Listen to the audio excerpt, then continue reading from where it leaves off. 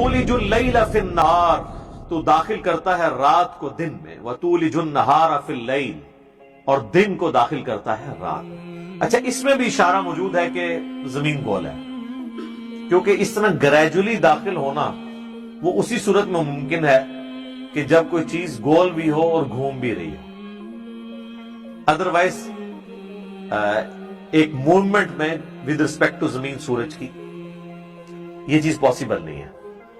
اور اللہ تعالیٰ نے اپنی قدرت کی بہت بڑی نشانی کا ذکر، اسی نشانی کا ذکر قرآن میں درجنوں مقامات پہ کیا کہ اللہ ہے جو رات کو لپیٹ کر لاتا ہے دن کے اوپر اور دن کو رات میں۔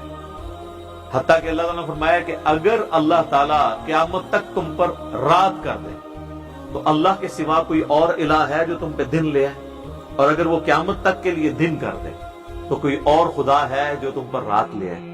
اب یہ کہنے کو تو ایک بڑا سمپل سا جملہ ہے، لیکن اس میں قیامت مضمر ہے۔ یہ تو آج ہمیں سائنس بتاتی ہے نا کہ اگر یہ رات ہی ہو، دن آئے ہی نہ، تو انسانیت ختم ہو جائے گی، نباتات ختم، حیوانات ختم۔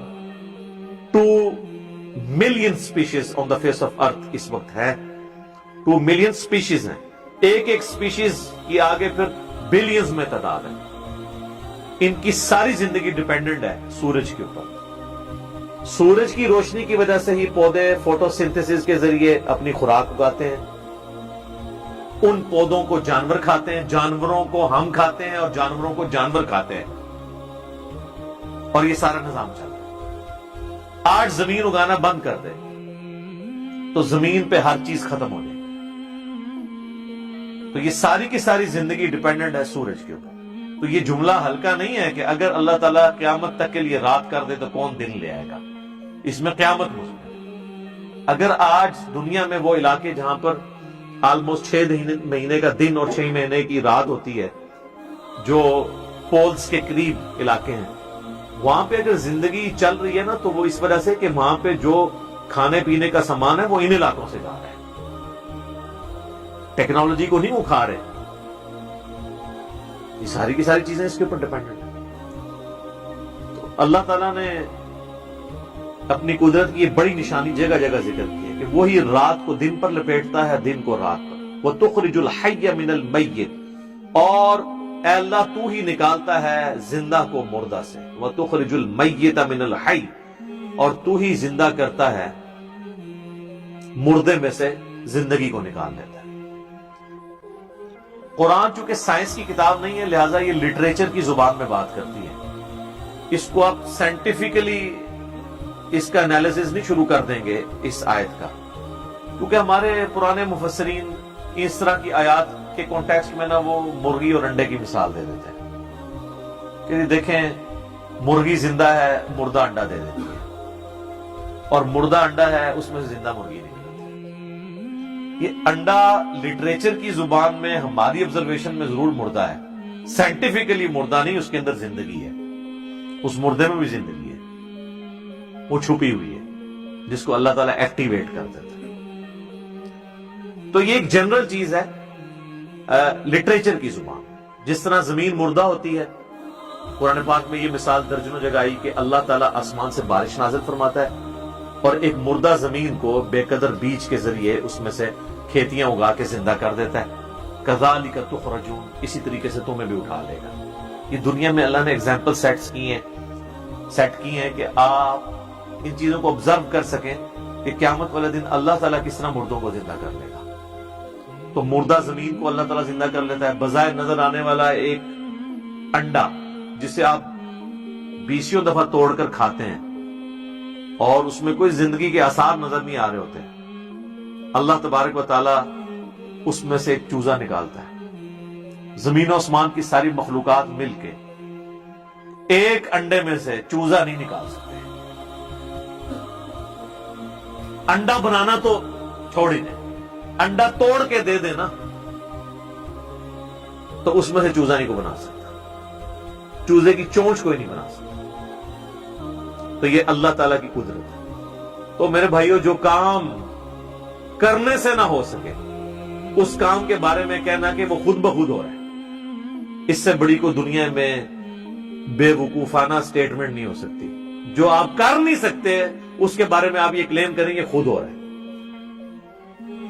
اس کائنات کے اندر اتنا بیلنس ہے کہ سائنٹسٹ ہمیں کہتے ہیں کہ اگر ایک بال پوائنٹ کو اس کی نوک کے اوپر یوں کھڑا کیا جائے، یہ تو کھڑی نہیں ہو سکتی، اور 1 ارب سال تک وہ کھڑی رہے، اتنی بیلنس ہو، نہ گرے، اس سے زیادہ بیلنس کائنات کے اندر ہے۔ تو یہ کسی کے کرنے سے ہے نا، کسی ڈیوائن سورس کے کرنے سے، اسی کے بارے میں ہم کہتے ہیں God is the only explanation of all the physical phenomena in this universe. خدا ہی وضاحت ہے تمام اس کائنات میں ہونے والے فزیکل فینامنا کے پیچھے، یہ کسی کے کرنے سے ہو رہے۔ وَتَرْزُقُ مَن تَشَاءُ بِغَيْرِ حِسَاب، اور تو ہی جسے چاہتا ہے بغیر حساب کے رزق عطا فرما دیتا ہے۔ اچھا، رزق سے مراد صرف دولت نہیں ہے، اللہ کی ہر نعمت رزق، مال بھی اس میں سے ایک ہے، اچھی صحت، اچھی آواز،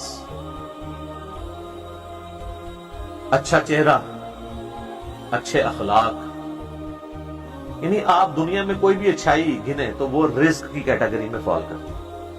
عربی زبان جو ہے بڑی ورسٹائل زبان ہے، اس لیے جو لوگ عربی کو جانتے ہیں نا وہ اس کا ٹیسٹ پھر فیل کرتے ہیں۔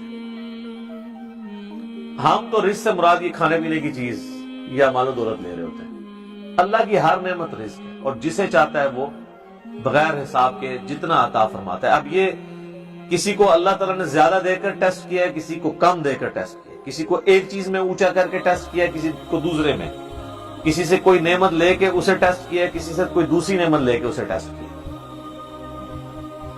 باقی اللہ تعالیٰ سے رزق مانگنا چاہیے۔ سنن ابن ماجہ میں صحیح سند سے حدیث ہے جو ہمارے گرین کارڈ پہ بھی لکھی ہوئی ہے۔ ام سلمہ ہماری ماں کہتی ہیں، ام المؤمنین، کہ نبی علیہ السلام فجر کا سلام پھیرنے کے بعد یہ دعا مانگا کرتے تھے، اللہم انی اسألک علما نافعا ورزقا طیبا وعملا متقبلا۔ اے اللہ میں تجھ سے ایسا علم مانگتا ہوں جو نفع مند ہو،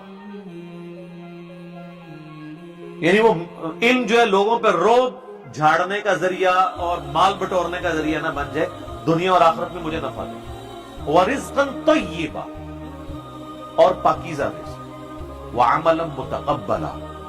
یہ میں وقف کر کے پڑھوں، کنٹینیوس پڑھیں گے تو تنوین کے ساتھ، اللہم انی اسألک علما نافعا ورزقا طیبا وعملا متقبلا، اور ایسا عمل کہ جو تیری بارگاہ میں قبول بھی ہو۔ یہ نہ ہو کہ عمل کر کر کے تھک جاؤں، اینڈ رزلٹ زیرو، نعوذ باللہ۔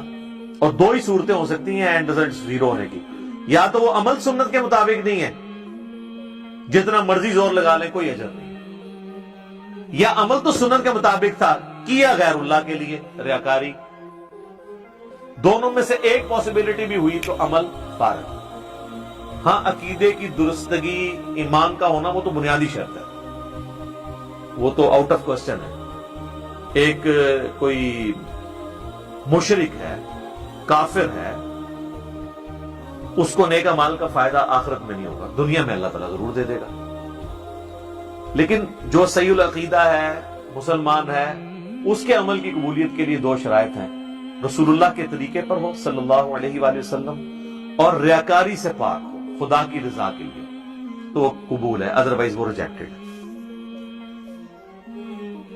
سنن ابی داؤد میں ایک حدیث ہے کہ مولا علی رضی اللہ تعالیٰ عنہ علیہ السلام کے پاس کوئی مقروض شخص آتا ہے تو اس کو مولا علی ایک دعا سکھاتے ہیں، اور وہ کہتے ہیں یہ دعا مجھے رسول اللہ نے سکھائی تھی صلی اللہ علیہ وسلم، اور آپ نے فرمایا تھا اگر کسی کا پہاڑوں پہاڑ بھی قرضہ ہو نا تو وہ اتر جائے گا، بشرطے کہ اس کی نیت صحیح ہو، اتارنے کی ہو بھی۔ اللہم اکفنی بحلالک عن حرامک، اے اللہ میرے لیے حلال کے رزق کو کفایت والا کر دے اور حرام سے بچاتے ہو۔ کتنی پیاری دعا ہے، یہ دعا یاد کریں، یہ آپ کو مشکات المصابیح کی دوسری جلد میں شروع میں دعاؤں والے چیپٹر میں مل جائے۔ اللہم اکفنی بحلالک عن حرامک واغننی بفضلک عمن سواک، اور مجھے اپنے فضل سے ہر چیز سے غنی کر دے، بس تو ہی میرے لیے کافی ہوگا۔ یہ دعا چھوٹی سی دعا ہے صحیح سند کے ساتھ۔ تو رزق کا مانگنا، رزق حلال کا مانگنا اور اللہ کے سوا کسی کی محتاجی نہ ہو، یہ دعا مانگنا، یہ نبی علیہ السلام نے ہمیں دعائیں تعلیم فرمائی۔